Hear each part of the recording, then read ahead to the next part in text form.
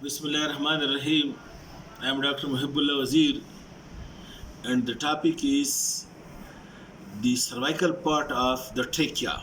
I told you the trachea it starts look from the larynx, from the cricoid cartilage level with the cervical six vertebra, level with the cervical six vertebra, and then it passes in the neck, and behind the manubrium of the sternum it enters into the thorax.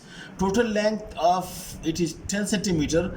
5 centimeter of the trachea lies in the neck and 5 centimeter lies in the thorax.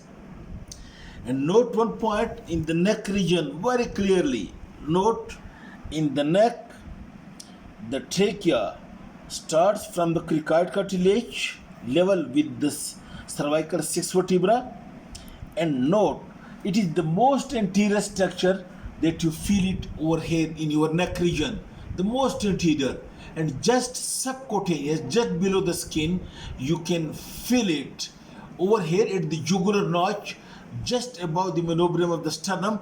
You feel the trachea, and also you feel it above the thyroid cartilage. You can feel it over here. And then note the three structures lie one upon the other. One is the trachea, which is always remains patent, and then you can see this collapsed esophagus, which becomes patent when there is swallowing of bullous. And then posterior to that it is the vertebral column.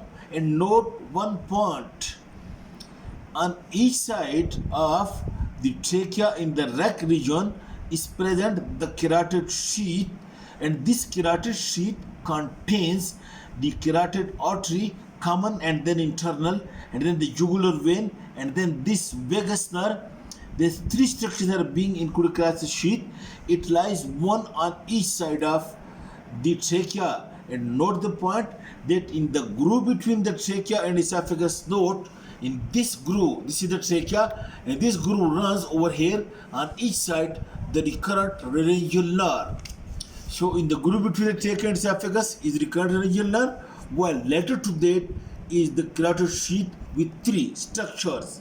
And anterior to the trachea, you can see this is the thyroid gland, and the isthmus of the thyroid gland, which lies with this at level of second, third, and fourth tracheal rings, while the lobes of the thyroid gland it descends even more up to the sixth tracheal rings.